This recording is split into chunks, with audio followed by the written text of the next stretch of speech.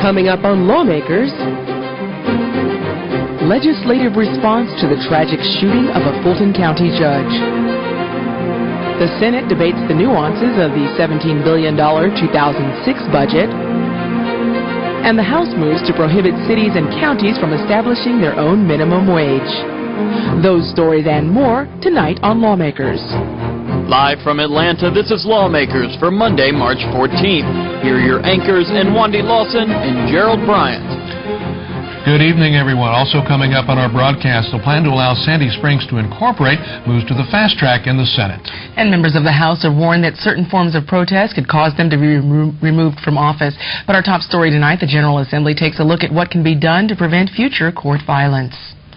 Last Friday's shooting at the Fulton County Courthouse have legislators thinking about how such fatal tragedies could have been averted. Here's Senator Brian Kemp, chairman of the Public Safety and Homeland Security Committee. The Senate Committee on Public Safety and Homeland Security is going to be holding some hearings to address courthouse security in Georgia. I've spoken with the Sheriff's Association and in conjunction with them and the other partners that they have and the partners that are in the courtroom, the judges certainly, the trial attorneys, the DAs, and others, to look at this issue and see how we can prevent these kind of tragedies in the future. Senator Kemp said it also might be possible to hold hearings before the end of the month. The House Chair of Public Safety and Homeland Security is thinking about holding hearings this summer, but he says the legislature should proceed with caution. The last thing government really needs to do is to tell an officer who is most familiar with his weapon or her weapon how to use which holster or which device. There are things like, should we use more pepper spray? Should we use a taser more? We're talking about it. We haven't spoken of it in a long time. The House and Senate could end up holding joint hearings on courthouse security, but no legislation is expected before next year. House and Senate conferees will begin meeting soon to work out their differences over the proposed $17.4 billion state budget for the coming fiscal year. The Senate today passed its version of the largest state budget in history. This budget is smarter. I would say to you that it is centered on people and on services for people. I would tell you that it's a transparent budget as well. And I would defend every page of it as good for this state. The unique thing we have done, and the House did some of this as well, is we have leveraged for the first time federal funds in order to free up state funds. And we've taken those funds and we've focused those funds on children, on our most vulnerable adults and victims.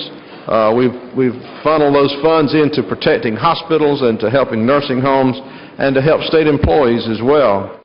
Appropriations Chair Jack Hill pointed to $14 million in new spending on after-school programs, $4.5 million new dollars on developmental disability service, and $500,000 in new child advocacy services. Senator Hill also took note of two of the sizable expenditures the state will make for health care. There's $368 million in funding for the Indigent Care Trust Fund in this budget. That's a trust fund that helps care for those who are basically written off by your local hospitals because they don't have the ability to pay. This helps, these funds help make up that difference for hospitals around the state. There's some $279 million in new state funds for Medicaid, a 9% growth. Chairman Hill said the Senate was taking out local projects proposed by the House. Meanwhile, Senate Democrats said it would be hard to come up with enough state revenues to balance this $17 billion budget. Grow the economy at 7.5% just to match the $1 billion in new spending and the $1 billion in the bond package. $1 billion here and $1 billion there, and it just keeps mounting. We're at almost $10 billion in debt now, the total debt. But do you realize that this economy is going to have to grow at 6.5%, or actually 7.5% when you do the midterm, just to meet what the governor has proposed in this budget and what the House and Senate are agreeing with? The Senate and House are appointing conferees to work out the differences in the budget over the next 2 weeks. Well, House Speaker Glenn Richardson made a rare appearance in the well today to admonish those who staged a walkout on Friday and protested from the House floor on Saturday. Your time has now expired. As I close, I will tell you that in the spirit of Martin and in the spirit of Malcolm, Representative Morgan. The controversy heated up during Saturday's Family Day at the Capitol. Today, Speaker Richardson issued a warning to those who would stage similar protests on the House floor. Last week, demonstrated what can happen when we don't abide by those rules. And whether it's me, Representative Burke Halter, Representative King, Representative Porter, Representative Coleman, Representative Murphy, when he was the Speaker, whoever's standing in that position decides what the rules are. And if you don't agree with that, there's a method to determine what to do next. There's not going to be a repeat without sanction of last Friday and Saturday's events. A letter to the Speaker from Legislative Counsel Sewell Brumby supports Richardson's assertion that a member may be censured. It reads in part, "Each House shall be the judge of the election, returns, and qualifications of its members, and shall have power to punish them for disorderly behavior or misconduct by censure, fine, imprisonment, or expulsion. But no member shall be expelled except by a vote of 2/3 of the members of the House to which such member belongs." Thus it is clear that the House has full power to punish misconduct through one or more of several sanctions, up to and including the power to expel a member from the House. The General Assembly has rarely used its power to remove a member. Senator Ralph David Abernathy III was the last legislator to be censured on January 14, 1998, following his arrest for possession of marijuana. Senate leaders say there are no plans to discipline members who walked off the Senate floor on Friday. Legislation that would prohibit local municipalities from setting their own minimum wage passed out of the Senate Insurance and Labor Committee this afternoon. David Zelski joins us live with more on the passage of House Bill 59. David. Well, thanks, Gerald. Opponents of House Bill 59 say it will create a greater number of working poor by prohibiting the living wage. But the bill's sponsor, House Rules Chairman Earl Earhart, believes the bill is much needed to bolster Georgia businesses. Let the market set the wages. Let the market set the mandates. And I'd submit from the person who is working for one of these companies' perspective, I'd rather have a job at $10 an hour, which isn't that bad a wage, than no job at $12.50, which is what they're talking about. House Bill 59 basically preempts local government from making decisions about local tax dollars. It basically takes away the citizens of Atlanta and their city council and mayor to make the correct decisions for the city of Atlanta. And none of those folk in that room were citizens of the city of Atlanta. It's outrageous. I just can't believe that it's happening in the United States of America. The same coalition that screams the loudest about outsourcing is worried more about increasing those types of wages that are forcing companies to outsource. And that's what's driving those jobs overseas. You can't have your cake and eat it too with respect to this. You've got to allow the market to work, and that's the only thing that will drive the economic engine in this country, and it's done well. Now, House Bill 59 passed committee with only one dissenting vote and is supported by the Georgia Chamber of Commerce. However, is not backed by the City of Atlanta government. The bill now heads to Senate Rules. Reporting live, I'm David Zelski for Lawmakers.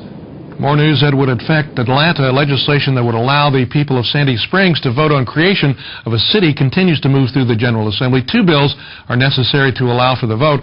House Bill 37 passed the Senate today, and House Bill 36 passed out of the State Senate and Local Government Committee. Lawmakers Jesse Freeman joins us now with more on that story. Jesse. Gerald, HB 37 passed the Senate today from the local calendar, not as a general bill. That took approval by 4 senators from the Fulton County delegation. Senator Dan Moody was one of those 4. In this case, the Fulton County delegation has 7 members in it, which means all you need is 4 sponsors, and the bill has immediately been put on the local calendar for the next day, the local consent calendar for the next day in the Senate. We had those 4 signatures. The state and local government did a committee report on Saturday. Consequently, the legislation was on the calendar for this morning, and it passed with only 1 dissenting vote. Now, the other senators to sign on to that were David Schaefer, Judson Hill, and Sam Zamarripa. The Senate State and Local Government Committee issued a favorable report for that bill on Saturday. That same committee passed House Bill 36 today. That's an enabling piece of legislation also sponsored by Representative Wendell Willard. He explains why that bill is necessary. When a new city is created, it's impossible to expect a new city to take over and begin operating instantaneously all the things that are expected and to be done by cities. So what we've allowed here, we'll call a transition time of up to 2 years before the before anyone could bring an action saying we're not really operating as a true city because you don't do all the services expected. Now, another important part of that legislation is that it would allow for incorporation by a city that is within 3 miles of another city. Current law forbids that. There were 3 dissenting votes in the committee, but it passes to the Rules Committee. Reporting live, I'm Jesse Freeman for Lawmakers. Thank you very much, Jesse. The Senate today passed a bill that extends a pilot program allowing insurance companies to obtain some of your personal information. Here's Senator David Schaefer. House Bill 151 makes a change to a law that we enacted in the last session of the General Assembly. State law allows insurance companies to access the full driving history of their customers and those who apply for insurance with them. We passed in the last session a 6-month pilot program that allows insurance companies to obtain a limited version of the full driving history of their customers and those who apply for insurance with them. What this bill before you does is change that 6-month pilot program to a 12-month pilot program and allows the pilot program to be renewed from year to year if it is successful. House Bill 151 passed 46-4 and goes to Governor Perdue. At a press conference today, Senate Majority Leader Bill Stevens was asked if the legislation might benefit ChoicePoint, that Alpharetta-based company which deals in personal and financial data, disclosed earlier this year that their security had been breached, putting many people at risk for identity theft. Senator Stevens said he knew of no direct connection and pointed out that the Senate had passed a bill requiring information companies like ChoicePoint to quickly notify consumers of any danger that their information is being placed in the wrong hands. And Senate Majority Leader Bill Stevens has hopes of becoming Secretary of State. Bill Stevens, he'll hold a press conference on Thursday to announce his intentions to run in next year's Republican primary for Secretary of State. And Governor Sonny Perdue today thanked members of the State Association of School Board Members and School Superintendents Association for helping push his legislative agenda. He also credited House Education Chair Brooks Coleman for helping ensure the progress of those measures. I appreciate very much, Brooks, you and your colleagues in the Senate considering our master teacher and academic coach bill so we can recognize those most effective teachers there, give them some significance, give them an opportunity to earn extra money in a way while they do the good work of mentoring our young teachers and helping and coaching them. We've also passed the virtual high school, certainly that will give our children across the state, our students across the state, wherever they live, access to higher science and math courses, AP courses, SAT preparation courses, regardless of where they live. State School Superintendent Kathy Cox also thanked the groups for their lobbying efforts. She credited them with helping defeat a bill that would have set school start dates at the state level. There is nothing more sacred, I believe, than deciding when kids go to school. And that ought to be at a local decision level and at a local community level, not something that the state tries to dictate. So thank you for your efforts in that, and I was with you 100%. The only major component of Governor Perdue's legislative agenda that has not yet passed both houses is Senate Bill 35. Chairman Coleman expects a flexibility in education measure on the House floor this week. Well, the House today honored one of its own for the valor he demonstrated during World War II. Representative John Yates downplayed his role in the Battle of the Bulge and the liberation of Jews from a concentration camp in Eastern Europe. I'm really humbled. I didn't know anything about this until the other day, and somebody put the invitation on my desk, and I want to say at the beginning I really appreciate the Speaker doing this. It really is unnecessary. I did everything I could to win that war as quick as I could. I had a wife and a baby at home, and I was 3 years and 3 months and 175 missions. I did some funny things, as y'all know. I've told you about dropping the can of gasoline on the German tank. When it was so close to the front lines, they wouldn't let me adjust artillery. I've always done whatever it took to do a job, as long as it's not illegal and immoral. My family did a lot during the war. There's 4 boys in the family in the service. At the end of the war, I was in the hospital, and 2 were prisoners of war. Both of them came back okay, and I'm just real happy that everything I could do for my country, and I'd do it all over again if I was asked to. Thank you very much.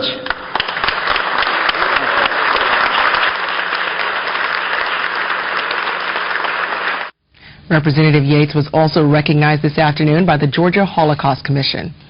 Now, catching you up on some news from last week, the Senate failed to pass Governor Sonny Perdue's Faith and Family Services Amendment. Senate Resolution 49 was up for reconsideration on Friday. The Senate voted on the measure Friday evening after our broadcast. Lawmakers Chris Knight joins us live with more on that story. Chris. Well, Gerald, Senate Resolution 49 would allow religious groups that provide human services to receive state funding. The legislation was 6 votes shy of the 2/3 votes needed to pass. Senate Resolution 49, or Governor Perdue's Faith and Family Services Amendment, is dead for the session. Certainly I'm disappointed because I think it's a very good constitutional amendment. The resolution would allow faith-based organizations who provide human services to receive state funding. Senate Resolution 49 was up for reconsideration but failed to receive the 2/3 votes necessary to pass. Well, I had a pretty good idea of where we were going because we had done some head counts. I was disappointed in some people who took positions on it, and I think there was a lot of politics that was being played in that vote. Senator Doug Stoner says he voted against the resolution because he believes it would have opened the door for school vouchers. That's all we were asking of the governor was, well, let's definitely protect our faith-based organizations, but at the same time, let's at least have some faith in our public schools and protect them in the sense of the potential vouchers. And again, this governor stated that, he is not looking into a vouchers program, and I don't doubt his word on that. It's a future governor that I'm concerned about when it comes to that regard. But don't expect this issue to go away anytime soon. In response to the vote on Senate Resolution 49, Governor Perdue said in a statement, Friday's vote against organizations in faith that feed and clothe the hungry and care for foster children is a sorrowful moment in the history of our legislature. I will not relent in my efforts to see that the people of Georgia have the opportunity to vote on this worthy amendment. Oh, I'm very optimistic. I think I'll bring it back next year, and we'll make this thing happen. And again, the final vote on Senate Resolution 49 was 32 to 21. The legislation needed 38 votes to pass. Reporting live, I'm Chris Knight for Lawmakers. Thanks for the update, Chris. Well, the House Saturday voted to repeal the requirement that applicants for driver's licenses be fingerprinted. Representative Barry Loudermilk said that maintenance of a fingerprint database violates privacy and does not make the state more secure. Georgia was the last state to implement this law in 1996. The terrorist attacks happened in 2001. Only 7 other states had ever had this type of identification. Since then, no other state has required fingerprinting to get driver's license, which would make you think that it isn't regarding national security. Since then, 2 of those states have repealed that, Alabama and Florida. I ask the members of this body to follow in step. Let's return to the citizens of this state their constitutional right to protect their identity. Now, unlike most of the bills repealed on Saturday, House Bill 577 did not have universal support. Representative Dan Lackley told the House that the victims of 9/11 could have been better identified if fingerprints were available, in addition to dental records and DNA. But what's wrong with fingerprints? We all have them. Everything you touch has your fingerprints on it. This podium, this bottle of water, glass of water, doorknob, everywhere you go, you leave your fingerprints. That's our signature. Think about it. They're innocuous also. You won't know if you're a Gentile or a Jew or a Roman Catholic or a Baptist, a black or a white. All you'll know is their fingerprints. And those fingerprints are extremely important to folks, particularly in the times we're living in now. The measure did pass 118 to 33, and it now moves to the Senate. The House also voted to urge the state's congressional delegation to call for the repeal of the federal excise tax on telecommunications. House Resolution 113 states that the tax was enacted as a temporary funding measure during the Spanish-American War. Since the Internet and other new technologies depend on telecommunications, the measure calls on Congress to lift this so-called luxury tax. The measure passed by a vote of 147 to 1. The House also decided that telegraph companies should no longer be required to deliver messages in person. House Bill 622 repeals a law that these messages be delivered to the addressee, provided that person resides near the telegraph station. House Bill 622 passed 143 to 0. The House also declared obsolete a law requiring county police to inspect roads and bridges. Because the State Department of Transportation fulfills this function, the House passed House Bill 557 by a vote of 144 to 0. And the code section relating to the counterfeiting of alcohol tax stamps should also be removed, according to the House. House Bill 558 passed by a vote of 147 to 0. It moves to the Senate.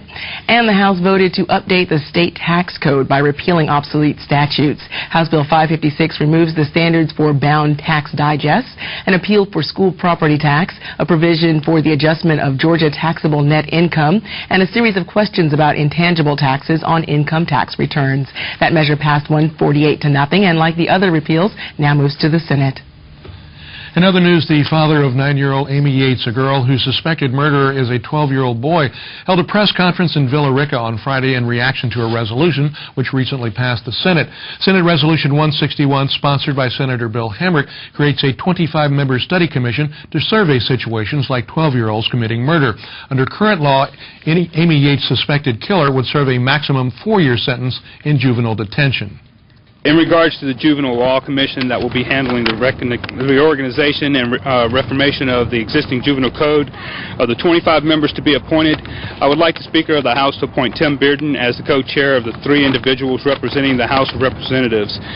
My reason for wanting Mr. Bearden's representation on this commission is because of all the people who ran for office in last year's election. He was the only candidate who actually took the time to meet with me and have a conversation regarding the unfortunate events of what happened with my family and I back April 26th. I'd be very honored to be sitting on that committee. I think there's a lot of things after 15 years of law enforcement I can bring to the table on that end, and I would be very honored to sit on that commission. The current status of the juvenile code is really disjointed, it's confusing, not necessarily good policy, and so we wanted to really look at comprehensively the juvenile code, which of course includes juvenile justice, but also includes kids in the child welfare system. The juvenile code has not undergone any significant revision in the state in many, many years. I think it's overdue. An effort is underway to compile a committee made up of the right number and types of individuals to do a good job in totally rewriting the juvenile code as opposed to a piecemeal fix. The House Non-Civil Judiciary Committee is expected to take up Senate Resolution 161 tomorrow. And as we have mentioned, the Georgia General Assembly met on Saturday in an extraordinary session to afford Georgians who might not ordinarily have the opportunity to visit during a legislative session the chance to see representative government in action. The House repealed what are believed to be the last remaining Jim Crow laws in Georgia's code, while the Senate worked to repeal some old laws they felt were no longer necessary in Georgia. It's an honor to come before you today and talk about legislation to get rid of. I think one thing that certainly I hear often in my district is quit passing so many laws and start getting rid of some of them. So in that vein, today we bring you 6 bills that will actually clean up some of Georgia's code and take away some laws that probably should not be on the book. Today I bring to you Senate Bill 287. Under current law, it is unlawful to display motion pictures or hold athletic events on Sunday without first obtaining a permit from the local authority. Any person who shows a movie or hosts an athletic event on Sunday without first obtaining a permit is guilty of a misdemeanor. We bring SB 259 to you today. That is a bill that makes it a misdemeanor to willfully and wantonly shoot a gun on Sunday. Isn't it true that this is the first time you've ever been to the well with a full head of hair on your shoulders? I think we got... Okay, you ready? Thank you, Mr. President. We yield. Wow.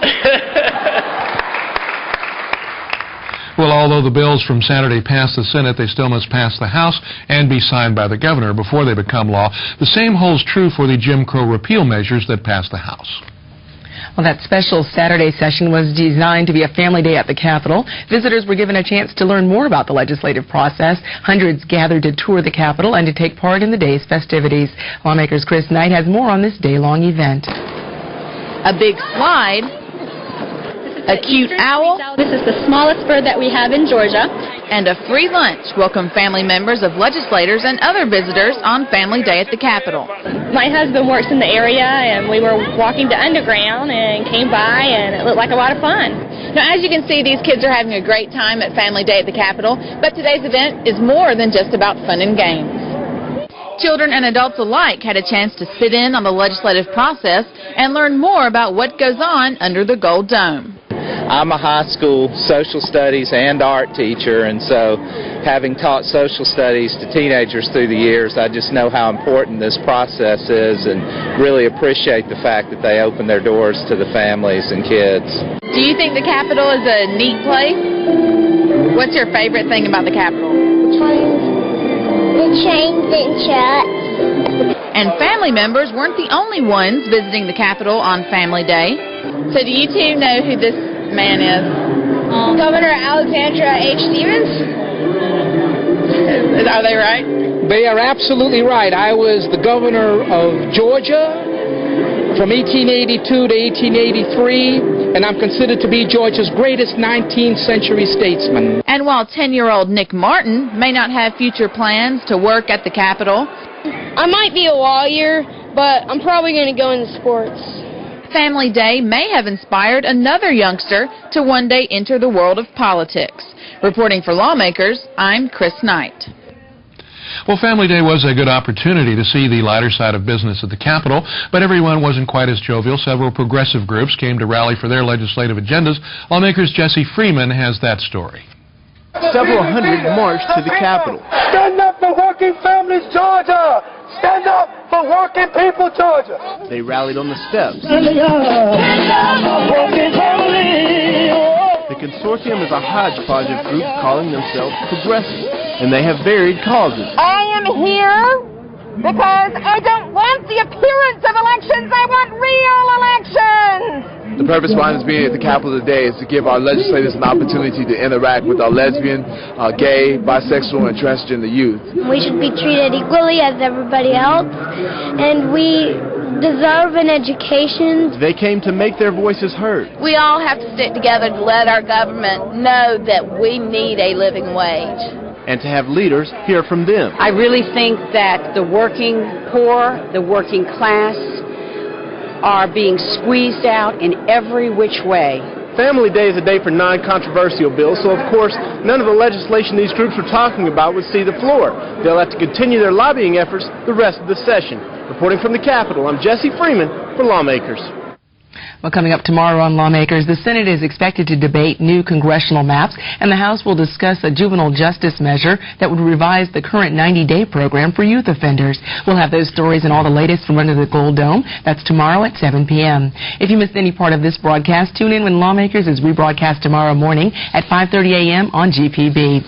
Just a reminder for those of you with access to the Internet, you can watch Lawmakers online. Lawmakers is streamed live and then archived on our website every night that we're on the air. And if you've ever wondered what happens to all those appraised items once Antiques Roadshow leaves your town, you'll want to be sure to stay tuned for Antiques Roadshow, FYI. That program's coming up next year on Georgia Public Broadcasting. I know what I'd do. I'd sell them immediately when I see those big price tags.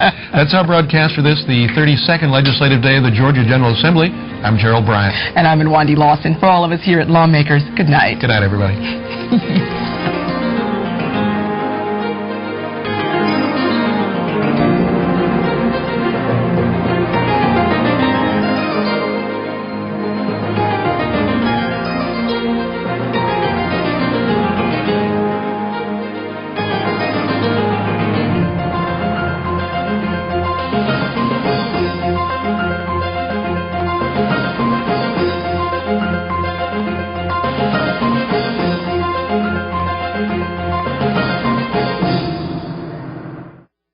This has been a production of Georgia Public Broadcasting.